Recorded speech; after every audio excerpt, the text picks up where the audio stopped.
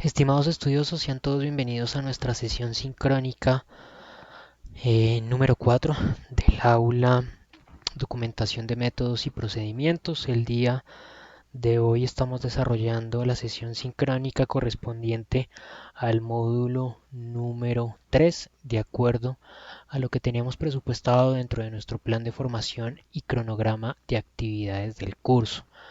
Recuerden en este espacio de estas sesiones sincrónicas yo eh, en un primer momento realizo una presentación de las temáticas que se abordan en el curso o dentro del módulo y posteriormente les doy el espacio para que ustedes en un segundo momento del curso puedan presentar sus inquietudes, dudas, preguntas que tengan sobre las temáticas trabajadas o también sobre los, las diferentes actividades, los diferentes trabajos que se van a presentar. Bien, recuerden, este módulo se denomina formatos, formas y formularios.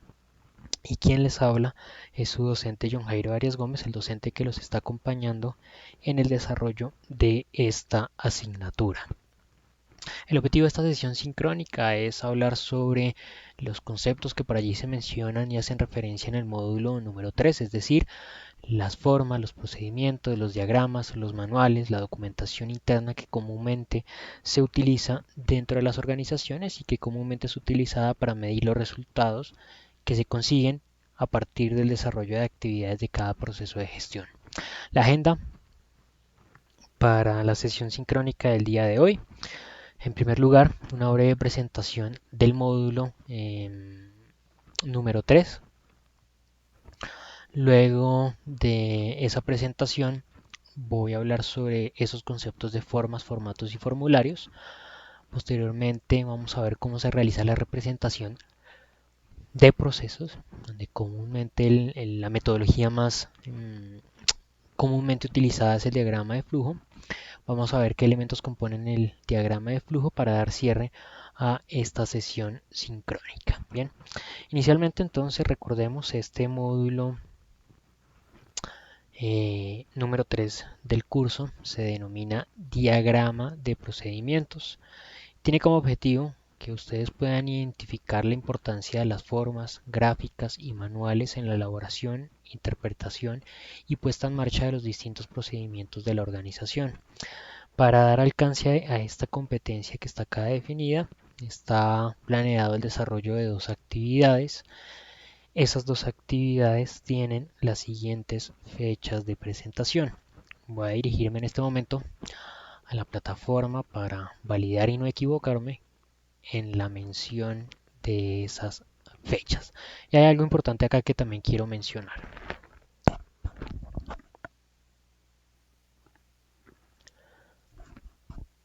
Bien, recordemos que para el módulo 3 entonces las actividades que están programadas es la actividad 5, diagrama de procedimientos. Esa actividad se habilitará el próximo lunes 30 de noviembre a las 8 de la mañana y permanecerá habilitada hasta las 8 de la mañana del día 7 de noviembre. Actualmente en este momento ustedes están habilitados para presentar esta actividad 4, documentación de procesos del sistema de gestión de calidad. Esa actividad está habilitada desde ayer a las 8 de la mañana y permanecerá habilitada hasta el próximo lunes 30 de noviembre, de igual forma a las 8 de la mañana. Cualquier inquietud que exista sobre esa actividad, recuerden que pueden consultarlo conmigo por medio del correo electrónico de la plataforma. La fecha, digamos que máxima en la cual yo les puedo ayudar para el desarrollo de la actividad puede ser, por ejemplo, el próximo viernes, que es el viernes 27 de noviembre, porque ya, pues, posiblemente si ustedes me escriben el sábado o el domingo, yo voy a ver su correo electrónico hasta la mañana del 30 de noviembre, ¿no? Entonces, ojo con el desarrollo de esa entrega, pero particularmente quiero hablar sobre estas dos últimas actividades. Esta actividad número 5 está habilitada desde el 30 al 7 de diciembre, perdón, acá hay un error, por eso corresponde a esta fecha. Y la actividad 6 irá del 7 de diciembre hasta el día 20 de diciembre, que cierra el curso. En ese sentido, lo que les quiero mencionar es que Tengan muy en cuenta esta fecha de presentación de esta actividad, traten de presentarla lo más antes posible. Como lo he mencionado en varias asignaturas, los docentes que hacemos parte de la unidad virtual, o no solamente los que hacemos parte de la unidad virtual, sino todos los docentes de la universidad, tendremos acompañamiento en las aulas hasta el día 11 de diciembre. Por lo tanto, después de esa fecha, después de ese 11 de diciembre, em, ya el espacio que estará allí para el desarrollo de las actividades será em, el establecido en la facultad, digamos, por mencionarlo de esa manera. ¿Eso qué quiere decir? Esta actividad se cerrará el día 7 de diciembre. Yo voy a estar desde ese 7 de diciembre hasta el 11 de diciembre calificando no solamente esta actividad, sino varias actividades que entregan varios de mis estudiantes ese día. Y tendré el desarrollo de esa semana para cumplirles a ustedes con la entrega de esta calificación, de esta actividad y del resto de las que están acá. Es decir, a más tardar el 11 de diciembre ustedes van a tener la calificación de las 5 primeras actividades del curso. Aquellos que presenten la actividad final entre el 7 y el 11 de diciembre ya podrán conocer cuál es su calificación definitiva del curso. Ya sabrán cuál es su nota final. Quienes no, pues hasta este momento podrán saber cuál es la calificación de las primeras 5 actividades. Allí podrán conocerse el 100, bueno, por lo menos hasta ahí el 80%, perdón, de la nota del curso. Quedará esta actividad pendiente entonces hasta el 20 de diciembre. Esa es una evaluación que, como ustedes ya lo conocen, se evalúa de manera automática. Ustedes presentan esa actividad, en el momento en que la presenten les arrojará allí la nota y ya simplemente por medio del apartado de calificaciones podrán ustedes conocer cuál fue su nota final del curso. Bien, tengan en cuenta eso, por favor. Los docentes vamos a estar hasta el día 11 de diciembre. Posterior a esa fecha del 11 de diciembre ya no hay ninguna posibilidad de que nosotros podamos ayudarlos. ¿Sí? Simplemente porque ya no vamos a estar en la universidad, no nos permitirá ingresar a esta plataforma de UMB virtual de Canvas. Por lo tanto, los correos que ustedes envíen o demás no los vamos a recibir. Entonces, les sugiero es ajustarse a los tiempos, como siempre lo he sugerido a lo largo de todos los cursos que imparto dentro de los diferentes programas que hacen parte de la Facultad de Administración. Tengan en cuenta esas fechas de presentación, ajusten a esos espacios y participen de las diferentes actividades de manera oportuna. ¿Listo? Bueno, entonces, haciendo énfasis en las temáticas que debemos trabajar el día de hoy, voy a hablar sobre las formas, formatos y formularios. Este es el último de los elementos que se menciona por allí dentro de la jerarquía documental de las organizaciones, ¿no? Recuerdan que nosotros, o la sesión sincrónica, hablé sobre la jerarquía que existe de documentos dentro de las empresas, donde en primer lugar estaba el manual de calidad, el cual define la política de calidad de la organización y define todos los lineamientos en cuanto al manejo de documentación interna de la compañía y la orientación precisamente hacia el desarrollo de actividades de calidad total, ¿no? Utilizamos esa documentación como el soporte que permitirá a futuro implementar o desarrollar esas acciones de mejoramiento y acciones de optimización de cada uno de los procesos de gestión internas. Recordemos que hay dos tipos de documentación allí relacionada. Por un lado encontramos la ISO 15489 que define los requerimientos, lineamientos y generalidades de implementación de un sistema de gestión documental, y también asociamos la norma ISO 9001. Esa norma ISO 9001 está principalmente orientada a definir los lineamientos y directrices para la implementación de un sistema de gestión de calidad. Bien, recordemos también que, como lo mencioné en la sesión sincrónica anterior, dentro de esa gestión de calidad nosotros nos basamos en varios conceptos importantes, ¿no? La gestión documental, la gestión de contenido, la gestión de archivos, la gestión de conocimiento, de información. Cada una de ellas desarrolla actividades independientes, pero todas ellas nos dan el soporte para precisamente desarrollar actividades de calidad dentro de la organización y optimizar los resultados que conseguimos o que desarrollamos en cada uno de los apartados de la empresa. Teniendo en cuenta eso, nosotros mencionábamos que en ese segundo nivel jerárquico de documentación de las empresas aparece por allí los procedimientos, donde se establecía el paso a paso, ese conjunto de actividades, consecuencia lógica, dando orden a esos principios de administración científica donde se establece que se debe realizar una determinación de ese conjunto de actividades de manera científica que van a ejecutar los trabajadores para lograr la optimización de los recursos que se utilizan dentro de la empresa y mejorar obviamente los resultados que se alcanzan, ¿no? Después de esto encontrábamos los instructivos, ¿no? Que ya eran elementos mucho más detallados, que era la descripción puntual de cómo se ejecutaba cada una de las tareas dentro de esos procedimientos. Y luego encontrábamos los registros. Los registros son precisamente ese detalle de los resultados que se consiguen dentro de cada uno de los procesos de gestión que se documentan, ¿m? Para tener un soporte allí histórico de los resultados que consigue la empresa. Pero bueno, entonces, ¿dónde se ingresan esos registros? Esos registros se ingresan dentro de los formatos, las formas o los formularios que hacen parte del sistema de gestión de documentos que maneja la empresa. Según Barrios, un formato es un registro, o es cualquier documento, perdón, impreso destinado a que en él se anoten datos para su uso respectivo en situaciones idénticas de tratamiento de datos. ¿Qué significa esto?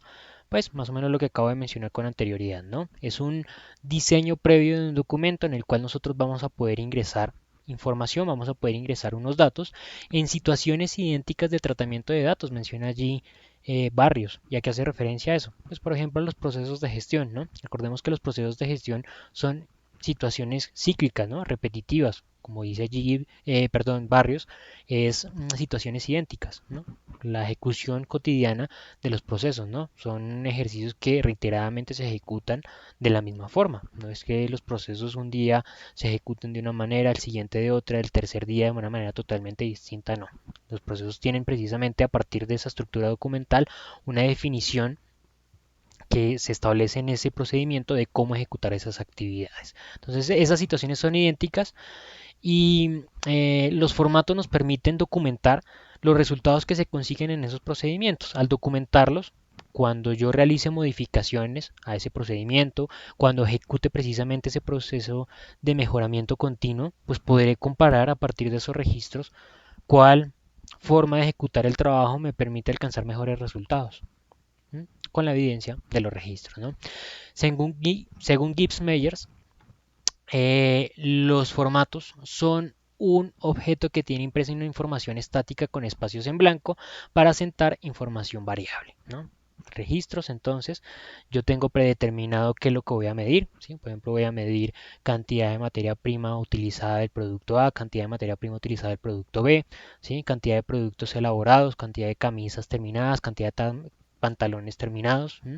Esos son eso que acabo de mencionar son la información estática y precisamente los resultados que se consiguen de cada uno de ellos serán las variables que se ingresen allí. ¿Cómo se desarrolla entonces el diseño de las formas, los formatos y los formularios? Esto depende del tipo de organización, de la estructura, del desarrollo de sus funciones, del desarrollo de sus actividades. ¿Por qué hago referencia a esto? Algunas organizaciones que tienen posiblemente, se puede decir, un mayor músculo financiero, tienen la posibilidad de establecer un equipo de trabajo específico para que desarrollen actividades orientadas a ejecutar, desarrollar, resolver acciones orientadas al manejo de documentos. Es decir, habrá un equipo particular que se encargue de la actualización de los documentos, actualización de los instructivos, actualización de los procedimientos y de realizar precisamente el diseño de esas formas, formatos y formularios. Comúnmente esas áreas de trabajo se les denomina en las empresas como las áreas de procesos y calidad, áreas de gestión documental. En ese sentido, pues las organizaciones, digamos, de cierta manera podrían establecer como responsable del diseño de estas formas, formatos y formularios a algún encargado o algún individuo que pertenezca a esta área específica. Pero por otro lado, en otro tipo de organizaciones que no se tiene un área específica para que desarrolle esas funciones, habrá un responsable que será el mismo que tenga conocimiento pleno de cómo se ejecuta ese proceso y qué es lo que se debe medir en ese proceso. En este caso, pues es el dueño, podemos decirlo así, el owner del proceso, el dueño, el responsable del proceso, el coordinador del área de trabajo, el jefe de área de trabajo, porque comúnmente él es la persona que tiene la administración de ese proceso de manera particular, sabe cuáles son los insumos que se utilizan, sabe también cuáles son los resultados que se esperan con el desarrollo de las actividades y sabe qué es lo que se debe medir. Un elemento importante acá, en muchas ocasiones se llega a concebir erróneamente que el líder de proceso entonces acá tiene la libertad de decidir qué se mide y qué no, y de tratar de omitir aquellos puntos o aquellos elementos que posiblemente al ser medidos puedan revelar un error, un funcionamiento erróneo de su área de trabajo o de su equipo de trabajo. Por el contrario, el jefe o el líder del proceso debe preocuparse porque se tenga en cuenta todos los elementos que se deben medir. Él se va a suplir a partir de esta información que se administra allí en los registros, pues puntualmente en qué debe mejorar, ¿no?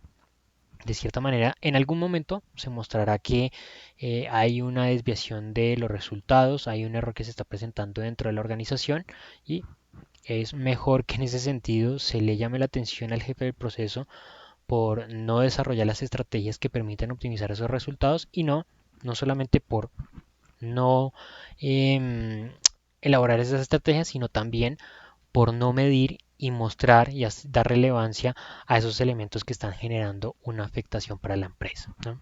Entonces, esta es una actividad que comúnmente se desarrolla a alguien que tenga conocimiento del proceso para que se asegure de que se van a medir y que se va a poder asegurar que todos esos elementos se van a dar seguimiento en el desarrollo de funciones y actividades de la organización y van a ser partícipes también de ese ejercicio de mejoramiento continuo. El control de esas formas, formatos y formularios. Como lo he mencionado, es el último elemento que hace parte del sistema de gestión documental de las empresas. Comúnmente, para tener un mejor control y hacer un mejor seguimiento al manejo de todos estos documentos que se crean dentro de la organización, es oportuno que, por ejemplo, estas formas estén siempre ligadas al proceso o al procedimiento que miden. Es decir, yo diseño una forma para medir los resultados que alcanza el equipo o el proceso de manufactura, pues entonces yo voy a ligar esa forma o ese formato o los diversos formatos que yo creé para medir los resultados de ese proceso, ligados directamente a la descripción del procedimiento que menciona las actividades de ese proceso, ¿no?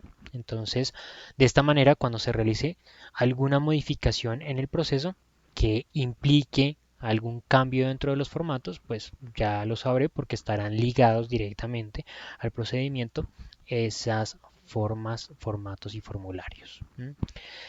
Hablamos de los procedimientos porque son los elementos madre, por decirlo así, de los formatos que se desarrollan o se utilizan dentro de la organización. Su ejecución, su desarrollo, su funcionamiento, ¿sí? Su aplicación de actividades dará como resultado los resultados de cada proceso de gestión y por ende los resultados organizacionales, que son los mismos que se van a documentar dentro de los diferentes formatos. Ahora bien, como lo menciono, es sumamente importante que cada vez que yo realice una actualización, una modificación, un cambio dentro de la descripción del procedimiento, por ahí dentro de la documentación del procedimiento, pues yo valide si eso tiene alguna implicación o algún cambio dentro de los formatos que están ligados a ese procedimiento. Posiblemente, si yo ya no estoy utilizando una materia prima, digamos, dentro del procedimiento, la suprimí, pues no tengo por qué tener esa información dentro del formato, ¿sí? Digamos que el formato solicitara ingresar allí cuánta materia prima se está utilizando de esa materia en particular, de ese insumo. Pues ya después de un momento nosotros estaríamos solicitando, perdiendo de pronto el tiempo allí solicitando esa información o mal utilizando un formato que está diseñado dentro de la compañía, ¿no?